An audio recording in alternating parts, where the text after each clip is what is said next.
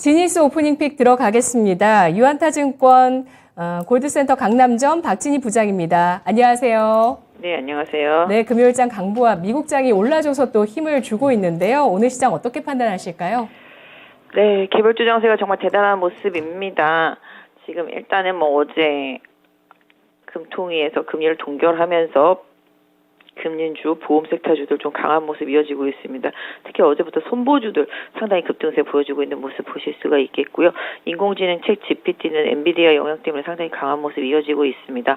다음 주부터 열리는 MWC 기대감도 강하게 작용을 하고 있는 모습이죠. 그래서 로봇 섹터와 인공지능 섹터, 오늘은 또 데이터 센터까지 해가지고 두루두루 순환매가 강하게 돌고 있는 모습 보실 수가 있겠습니다. 2차 전지 섹터주들도 잠깐 움찔하긴 했습니다만 오늘 다시 또 반등에 나서면서 폐배터리 섹터 좀 강한 흐름 이어지고 있는 모습 보실 수가 있겠습니다.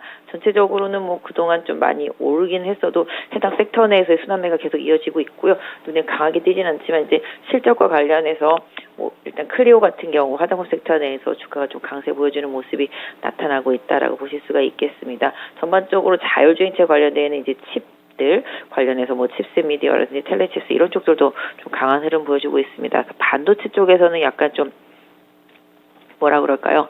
팹리스라든지 이제 자동차 전장용 부품 섹터 쪽에 있는 칩들 이런 부분들 좀 상당히 좀 강한 흐름 보실 수가 있겠고요. 오늘도 좀 제주 반도체 좀 강한 모습이 나타나고 있는 상황이라고 보실 수가 있겠습니다. 그 외에는 대부분이 조금 소폭 관망세 흐름 나타나고 있고요. 눈에 띄는 흐름은 오늘 좀 SM의 하락세가 좀 두드러진다. 이 부분 정도 봐드릴 수 있을 것 같고요. 저출산 대책 관련주들도 오늘 좀 강하게 이어지고 있는 모습입니다. 네, 오늘장에 신고가 경신하는 종목은 절반 이상이 AI 관련주인데요. 일제히 신고가 경신을 하고 있습니다. 오늘장 지니스 오프닝 픽 첫 번째 보시죠. 인공지능 데이터 센터 관련주 강세입니다.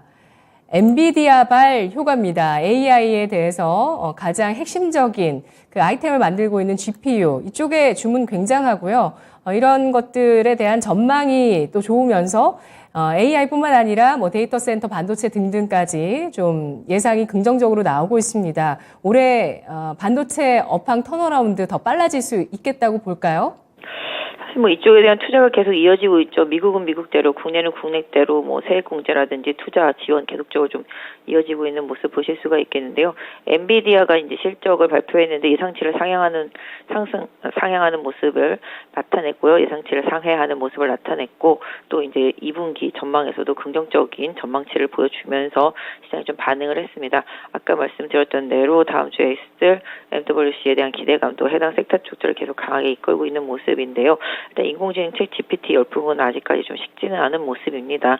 말씀드린 대로 엔비디아의 강세가 계속 그 해당 섹터를 이끌고 있습니다. 2차 전지 섹터를 테슬라가 이끈다라면은 반도체 인공지능 섹터 쪽들은 전부 이제 엔비디아가 좀 이끈다고 보실 수가 있겠는데요.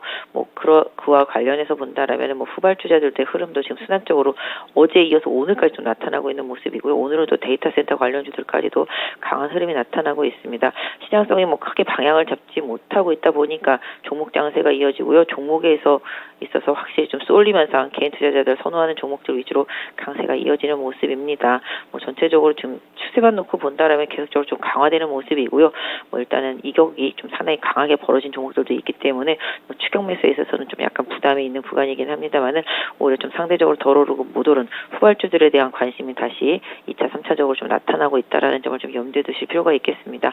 이런 거죠. SBB테크가 먼저 가니까 그 다음날 뉴로뱅크가 간다. 이런 느낌? 어제 그저께 솔트루스가 가고 나니까 오늘은 또 알테라가 간다. 이런 느낌입니다. 이런 식으로 섹터 안에서 못 오른 종목들의 후발주 흐름이 순환매적으로 나타나고 있기 때문에 섹터 안에서 좀 덜 오른 종목 찾기는 좀 다소 또 유효하겠습니다만은 좀 어느 정도 기업 가치를 고려하는 수준까지는 아니어도 어느 정도 더 리스크 관리는 좀 해가면서 트레이딩 전략으로 좀 해당 섹터 좀 대응하셨으면 좋겠습니다.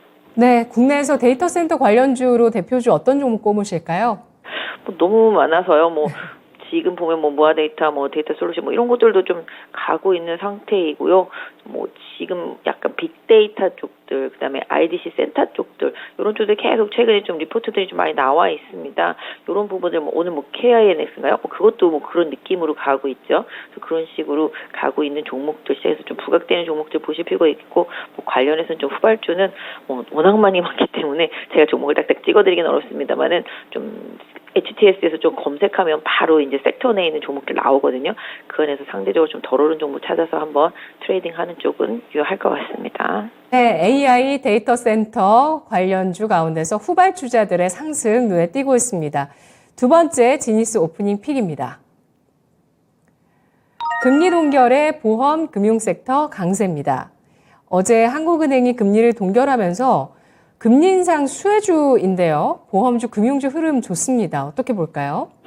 뭐 사실 금리가 이제 동결이 되다 보니까 또 그리고 하는 총재가 어느 정도 금리에 대한 멘트를 줬죠. 이게 뭐 끝이 아니다.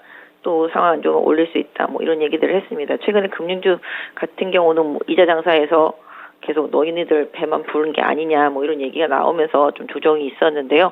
그 이후에 조금 반등이 좀 나타나고 있는 모습인데 실질적으로 뭐 미국 시장 같은 경우 앞으로 계속 좀 금리가 올라갈 예정이고요. 그 갭을 생각해 본다면 국내도 어느 정도 또 추가적으로 상승할 수 있는 여지가 좀 남아 있다라고 보실 수가 있겠습니다. 그러다 보니까 뭐 상대적으로 조금 덜 오르고 못 오르고 많이 빠졌던 쪽들이 강하게 올라오고 있는 모습입니다. 손해보험주 같은 경우 상당히 좀 많이 올라오고 있죠. 최근에 흐름 보실 수가 있겠고. 뭐 궁극적으로 보험주들 그다음에 금융 섹터주들 같은 경우 좀 바닥에서 최근에 좀 올라오고 있는 흐름인데요.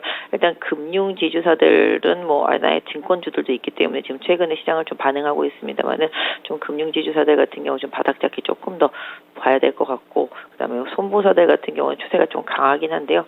뭐 추격 매수하기에는 살짝 좀 애매할 만큼 좀 많이 올라와 있기 때문에 이격 조정을 조금 한번 대비해 보시는 전략 이런 부분들로 좀 챙겨보실 수가 있겠고 오히려 좀 상대적으로 덜 오른 금리 인상이 아니라 금리를 동결함으로 인해서 수혜를 볼 수 있는 다른 섹터들도 한번 챙겨보시면 좋겠습니다.